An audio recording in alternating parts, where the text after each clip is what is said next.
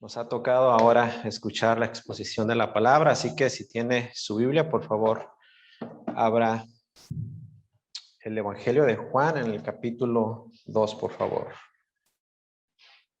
Juan capítulo 2, versículos 23 al 25. Vamos a hacer una pequeña pausa de nuestra serie en la exposición del libro de Génesis, solamente por esta ocasión. Vamos a pedirle al Señor que nos acompañe en este día. Oremos. Bendito Dios, gracias te damos por tu palabra, Señor. Gracias por permitirnos sentarnos y escuchar, Señor, lo que has tenido preparado para nosotros. Pedimos que nos hables, te manifiestes en nuestras vidas y toca los corazones, Señor, en el nombre de Cristo Jesús. Amén. Juan capítulo 2, versículo 23. Estando en Jerusalén en la fiesta de la Pascua, muchos creyeron en su nombre, viendo las señales que hacía. Pero Jesús mismo no se fiaba de ellos porque conocía a todos. Y no tenía necesidad de que nadie le diese testimonio del hombre, pues él sabía lo que había en el hombre.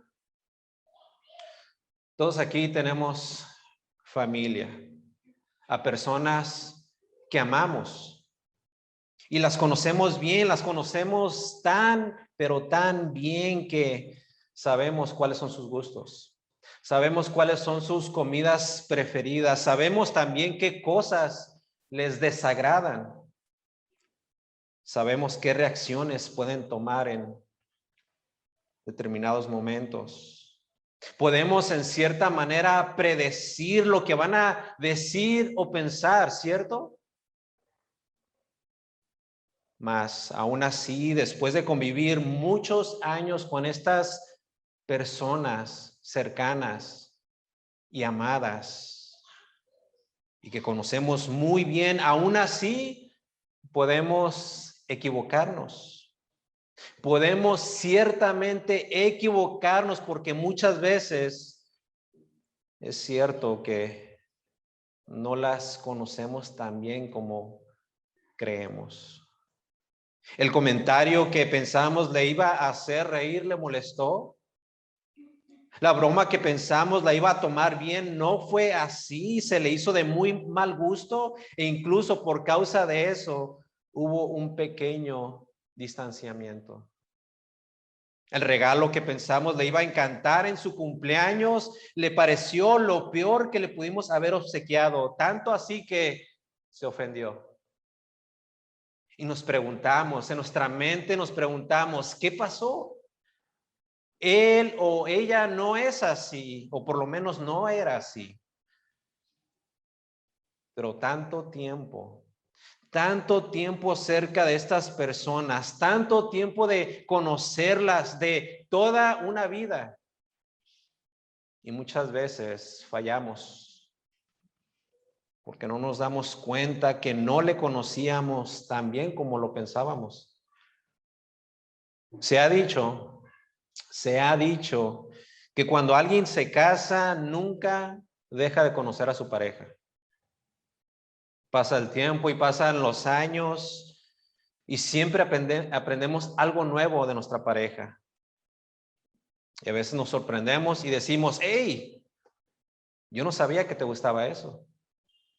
Yo no sabía que te molestaba esto otro. O yo no sabía que pensabas así. Nos sorprendemos y muchas veces nuestras propias parejas nos toman por sorpresa. Nuestros mejores amigos, nuestros confidentes, nuestros hijos, nuestros propios hijos a los que hemos criado desde recién nacidos, salen con cada cosa. A nuestros padres con los que crecimos y aún muchos de nosotros convivimos todavía con ellos el día de hoy. Y nos preguntamos, ¿cómo está eso? Qué raro. No pensé que fuera a reaccionar así, no creí que me fuera a decir tal cosa y nos preguntamos y nos sorprendemos. Pero amada iglesia, la razón es muy sencilla.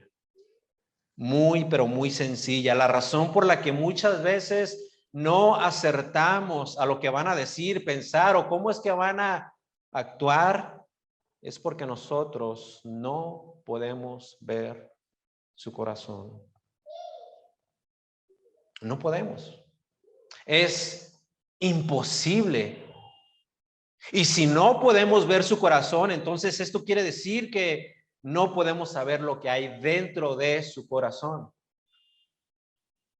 No podemos, es imposible. Imposible. Pero no para Dios. No lo es para Dios. Y de hecho, uno de los atributos de Dios es la omnisciencia. Se preguntará usted, ¿qué es la omnisciencia? Bueno, básicamente, le voy a dar una definición. La omnisciencia es el estado de tener un conocimiento total, la cualidad de saberlo todo. Para todos ustedes que no lo saben, el pastor Carlos ha escrito un libro que se titula Conociendo a Dios. Y nuestro hermano pastor hace énfasis en este solo atributo de Dios. Y miren la definición que él nos da. La omnisciencia de Dios significa que Dios ya todo lo conoce. Una vez más, la omnisciencia de Dios significa que Dios ya todo lo conoce. Esta palabra omnisciencia en realidad son dos palabras. Una es omni, que significa todo, y ciencia quiere decir conocimiento. En otras palabras, todo conocimiento. Quiere decir que Dios tiene conocimiento de todas las cosas. Que no hay nada, absolutamente nada que Él no sepa. Dios es omnisciente. Esto quiere decir que Él lo sabe absolutamente todo. Todo. Acerca de lo visible, pero también acerca de todo lo invisible. Y si lo vemos desde esa perspectiva, y si en realidad este solo atributo de Dios cubre estas dos áreas, las visibles y las invisibles, quiere decir que Dios conoce tu corazón. Todo tu corazón, lo más profundo de Él. Escucha, amado hermano, lo que tu ser querido, tu ser más amado, aquella persona con la cual has convivido prácticamente toda tu vida, no sabe de ti, Dios lo conoce y lo conoce perfectamente. Perfectamente. Decía el salmista en el salmo que leyó nuestro amado hermano, en el Salmo 139, oh Jehová, tú me has examinado y conocido. Tú has conocido mi sentarme y mi levantarme. Has entendido desde lejos mis pensamientos. Has escudriñado mi andar y mi reposo, y todos mis caminos te son conocidos. Pues aún no está la palabra en mi lengua, y he aquí, oh Jehová, tú la sabes toda. El título de nuestro mensaje en esta mañana es Jesús conoce mi corazón. Quisiera hacerle una invitación, amado hermano, que desde este momento se apropie de las palabras de este sermón y se lo atribuya a su vida y diga, Jesús conoce mi corazón. Y nuestro texto es Juan capítulo 2, versículos 23 al 25. Leamos una vez más. Estando en Jerusalén en la fiesta de la Pascua, muchos creyeron en su nombre, viendo las señales que hacía, pero Jesús mismo no se fiaba de ellos porque conocía a todos. Versículo 25, y no tenía necesidad de que nadie le diese testimonio del hombre, pues él sabía lo que había en el hombre. Para entender nuestro texto, hagamos un poco de repaso sobre lo que habla el resto del capítulo 2. Básicamente Jesús había ido a Jerusalén por una razón muy importante. Se iba a celebrar en Jerusalén la fiesta de la Pascua. Y Jesús, siendo judío, él también celebraba obviamente esta fiesta. Él seguía todas las tradiciones del judaísmo, y eso es precisamente lo que podemos encontrar en el capítulo 2 de Juan, que básicamente Jesús había subido a Jerusalén a celebrar la Pascua. ¿Qué era la Pascua? Esta era una festividad que duraba aproximadamente una semana, y después de eso seguía lo que era la fiesta de los panes sin levadura, la cual duraba también alrededor de una semana también. Entonces, por lo menos Jesús y sus discípulos estuvieron 2 semanas en Jerusalén, comiendo, bebiendo, disfrutando, tomándose unas vacaciones. No necesariamente. Jesús, recuerden, él había comenzado su ministerio público, y la manera como se empezó él a dar a conocer fue por medio de un milagro que él realizó. De hecho, fue su primer milagro, su primer señal, como la relata el apóstol Juan, y que él hizo, y fue cuando se encontraba en las bodas de Caná, en donde él básicamente convirtió el agua en vino. De ahí en adelante, después de esa grande señal, Jesús comenzó a trabajar. Jesús trabajaba todos los días. Él no descansaba, ni de hecho lo hizo a lo largo de todo su ministerio.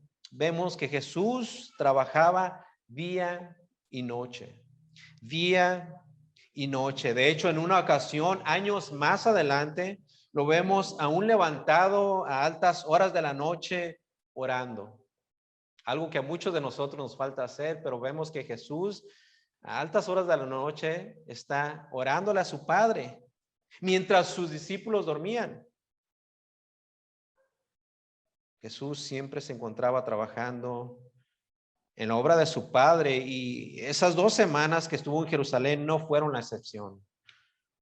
En toda su estancia en Jerusalén, Jesús predicaba acerca del reino de los cielos. Jesús, en toda su estancia en Jerusalén, por esas 2 semanas estuvo predicando acerca del arrepentimiento, y al mismo tiempo, y quiero hacer énfasis en esto, al mismo tiempo que Jesús predicaba el reino de los cielos y el arrepentimiento, Jesús también realizaba milagros.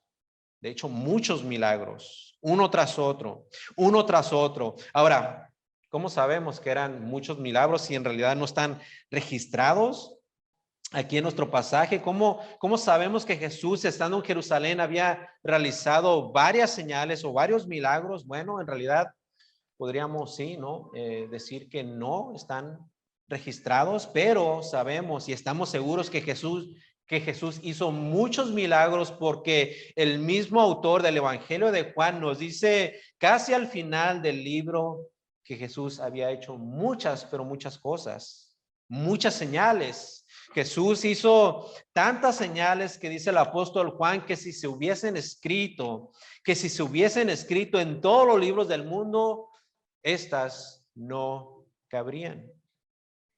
Y el versículo 23 nos dice que mucha gente, así una multitud, muchas personas fueron testigas de todos estos milagros que Jesús había realizado.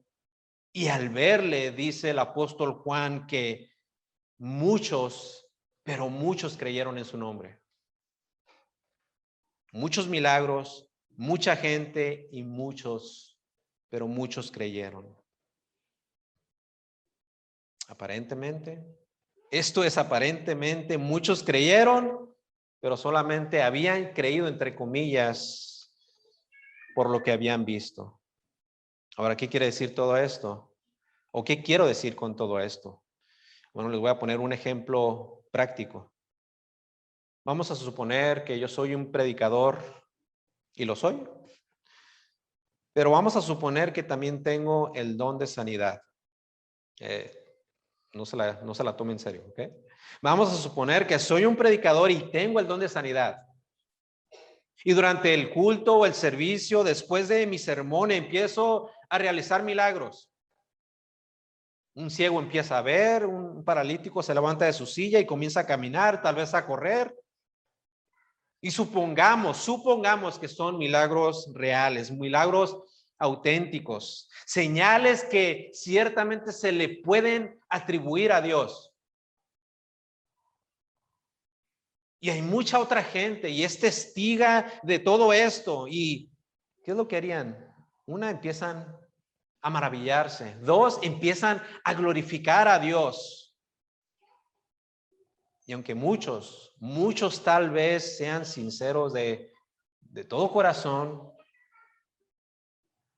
lo cierto es que muchos otros más en realidad no van a estar creyendo genuinamente en el Dios de las Escrituras. En otras palabras, estas personas no van a tener una fe genuina.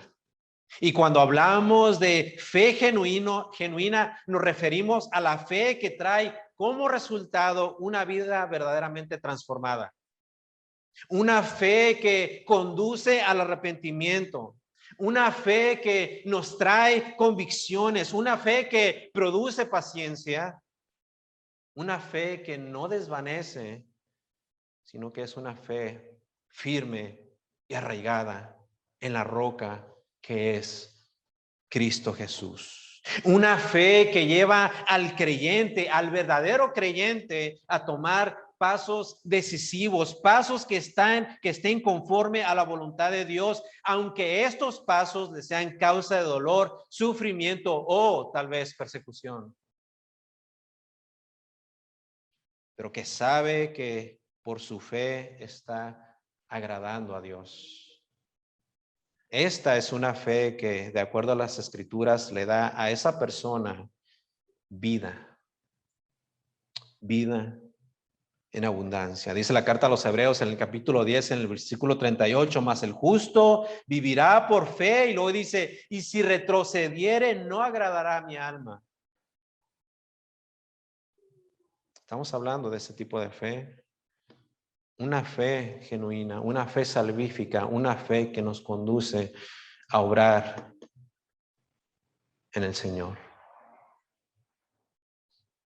Y en nuestro pasaje, aquellos que habían sido testigos de las señales de Jesús, en realidad no habían creído verdaderamente en Él. Sí, creyeron entre comillas, pero ni se habían arrepentido, ni querían dejar su pecado, ni tampoco querían cambiar su manera de vivir. Ellos básicamente querían estar ahí presentes, querían los milagros, querían el entretenimiento. Solamente muchos de ellos querían beneficiarse de Jesús. Sí, se maravillaban, claro que sí. Y lo cierto es, ¿quién no se maravillaría de haber sido testigo de tantos milagros? Pero lo triste del caso es que solamente era eso, una emoción, un sentimiento y nada más. Y nada más. Y Jesús sabía esto. Jesús sabía que la fe de estas personas no había sido lo suficientemente buena como para otorgarles la salvación. Y es por eso que dice el versículo 24, pero Jesús mismo no se fiaba de ellos. ¿Por qué? Porque conocía a todos. Aparentemente ellos decían creer y exaltaban a Dios, pero Jesús sabía lo que había en sus corazones. Amado hermano, Jesús conoce tu corazón. Jesús sabe exactamente lo que hay dentro de él. Jesús, una vez más, había hecho muchas señales, muchos milagros delante de todos. La gente estaba maravillada, la gente estaba encantada y de seguro algunos, me atrevo a decir, algunos de ellos hasta lloraban de emoción. Sí, pero Jesús no se fiaba de ellos. Jesús no se confiaba de su supuesta fe. ¿Por qué creen ustedes que Jesús no confiaba en ellos? ¿Por qué Jesús, tal vez nos preguntaríamos, por qué Jesús no fue más comprensivo con estos individuos? ¿Por qué Jesús no les dio la oportunidad para ver si más adelante ellos daban algún fruto de confianza? E incluso podemos irnos al extremo y decir, ¿por qué Jesús fue tan cerrado o tan exclusivo? Bueno, el problema es que muchas veces, si es que nos estamos haciendo estas preguntas, el problema es que nosotros nos creemos muchas veces muy entendedores de todo mundo y de todas las situaciones y de todo lo que pasa, que hasta es posible que digamos, creo que aquí Jesús sí fue un poquito exagerado. Pero la Escritura nos dice, en la segunda carta a los Corintios, en el capítulo 2, en el versículo 16, porque ¿quién conoció la mente del Señor y quién la instruirá? Y asimismo la carta a los Romanos nos dice, porque ¿quién entendió la mente del Señor o quién fue su consejero? Amada iglesia, el gran problema con nosotros es que se nos olvida muchas veces quién es Dios. Se nos olvida y pensamos que nosotros podemos dar mejor consejo que Él. La razón por la cual Jesús no se fiaba de ellos era porque Él conocía a todos. Jesús conocía a todos. Vamos a hacer una pequeña pausa aquí. Aquí en este versículo, todos es todos. Juan se refería a la gente que había estado ahí en ese momento y que había presenciado las señales de Jesús. Todos, desde el más chiquito hasta el más grande. Jesús sabía perfectamente quiénes eran. Jesús sabía sus edades. Jesús conocía sus necesidades. Jesús sabía cuáles eran sus gustos y sus disgustos. Pero algo muy interesante de todo esto es que Jesús no solo conocía a toda esa multitud, Jesús conoce también a todos los que estamos aquí presentes. Jesús conoce tu corazón. Jesús conoce mi corazón. Jesús conoce lo bueno. Jesús conoce también lo malo. Jesús conoce lo más mínimo de nuestras vidas. Jesús conoce también lo más profundo de ellas. Jesús conoce ese pecado que tal vez está sobre la superficie y que se alcanza a ver, que se alcanza tal vez a distinguir un poco, pero Jesús también conoce ese pecado que está escondido, ese pecado que está arraigado, amado hermano, dentro de ti. Versículo 25. Pero Jesús mismo no se fiaba de ellos. ¿Por qué? Porque conocía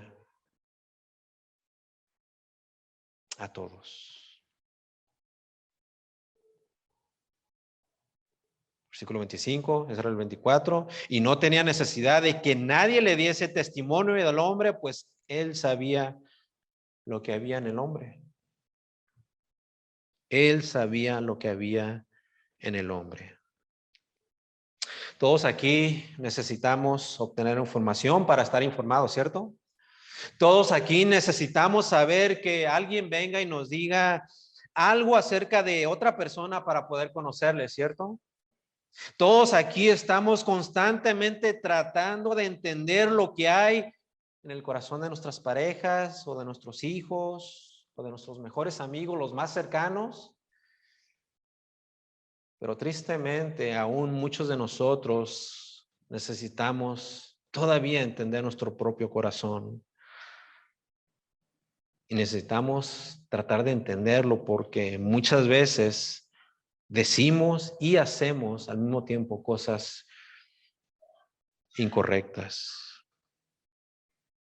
Pero Jesús, él no tenía necesidad que nadie le dijera o que le diera información de ninguno de los hombres que allí estaban presentes, porque él sabía que lo que ellos tenían dentro de su corazón.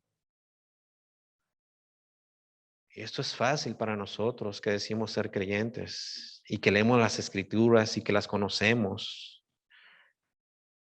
porque ella nos dice, las escrituras no revelan que Él es el Hijo de Dios. Las escrituras nos dicen que Él es igual a Dios. Y básicamente lo podemos resumir en esto, porque Jesús es Dios. Jesús es Dios y siendo Dios, Él es el único ser, el único que posee el atributo de la omnisciencia. Toda la ciencia, todo el conocimiento, Él es el único ser que lo sabe absolutamente todo, incluyendo, amado hermano, tu corazón. Y si Dios lo conoce tal y como está, ahorita, en este mismo instante, la pregunta que te debes de hacer hoy es, ¿Jesús se fía de ti?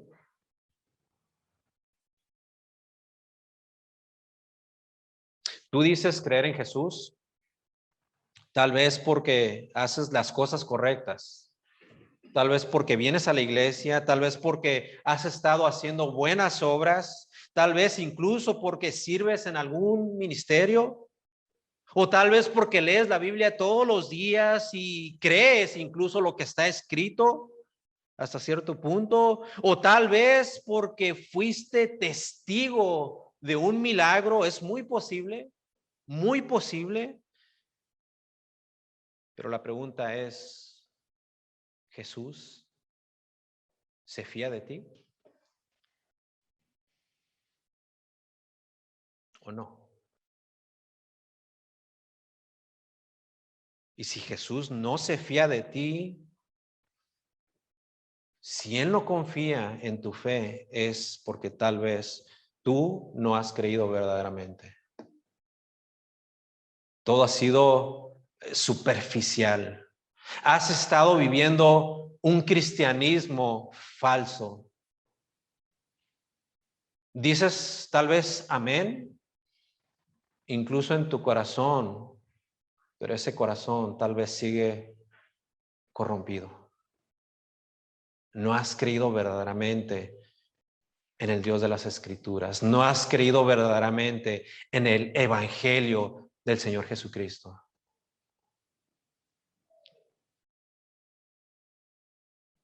Y tal vez te encuentras el día de hoy en los mismos zapatos que aquellos hombres que habían sido testigos de las señales de Jesús, pero que Jesús no se fiaba de ellos. ¿Por qué? Porque Él ya conocía lo que había en ellos.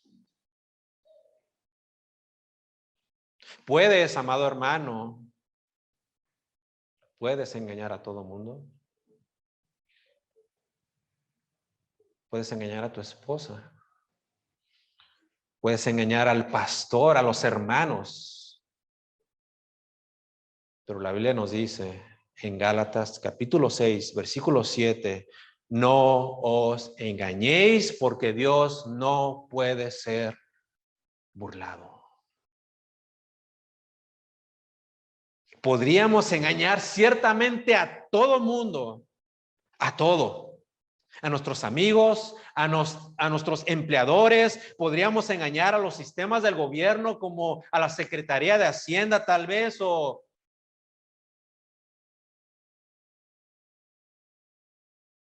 como en Estados Unidos al sistema de inmigración. Podríamos engañar a nuestras esposas, las mujeres a sus esposos, los hijos a sus padres o viceversa. O es más, no nos vayamos tan lejos. Podríamos incluso engañarnos a nosotros mismos. Pero a Dios nadie lo engaña. Y si hoy sin señalar ni juzgar a nadie, no estamos en esa capacidad. Si hoy alguien aquí en su corazón tiene algún tipo de maldad, algún tipo de pecado, tal vez celos, lujuria, vanidad, contención, cualquier tipo de mala intención, es hora, y especialmente si tú eres creyente, es hora de que te des cuenta que Jesús, siendo Dios, lo sabe absolutamente todo, y Él no tiene necesidad de que nadie le dé testimonio de tu corazón. ¿Por qué? Porque Él lo conoce todo. Así que mi oración es que si nuestro corazón sí está conforme al corazón de Dios, que sigamos así, que glorifiquemos a Dios por medio de nuestra santidad, a la cual hemos sido llamados, porque sin santidad nadie verá al Señor, ¿cierto? Pero si nuestro corazón no está a la medida, a la estatura de Dios, que hoy, amado hermano, querido amigo, si no has querido verdaderamente, que hoy sea el día en que reflexiones y que te arrepientas y de todo corazón y le pidas perdón a Dios. Si tú verdaderamente doblas tus rodillas delante de Él no te va a dar la espalda. Si tú confiesas tu pecado, aquel que nadie sabe, el Señor de los cielos te oirá. Te oirá. Esa es la voluntad de Dios, que todos procedamos al arrepentimiento. Dios es fiel, y Primera de Reyes capítulo 8 en el versículo 39 dice: tú oirás en los cielos, en el lugar de tu morada, y perdonarás, dice la palabra de Dios, y perdonarás, y miren lo que hace Dios, y actuarás, y darás a cada uno conforme a sus caminos, cuyo corazón tú conoces, y lo dice entre paréntesis, porque solo tú conoces el corazón de todos los hijos de los hombres. Si somos honestos con nosotros mismos y reconocemos esa maldad, ese pecado que existe en nuestro corazón, vamos a orar así como el salmista en el Salmo 139, versículo 23. Diremos: examíname, oh Dios, y conoce mi corazón. Pruébame y conoce mis pensamientos, y ve si hay en mí camino de perversidad, y guíame en el camino eterno. ¿Cómo sabes, amado hermano, que estás en el camino? ¿Cómo sabes? Porque puedes estar engañado a ti mismo. ¿Cómo sabes si verdaderamente eres parte de la familia de Dios? ¿Cómo sabes que perteneces al cuerpo de Cristo? ¿Cómo sabes que eres miembro de la Iglesia Universal? ¿Cómo sabes si vas a entrar al reino de los cielos? ¿Cómo sabes? Bueno, Primera de Juan, capítulo 3, versículo 19, nos da una grande pista.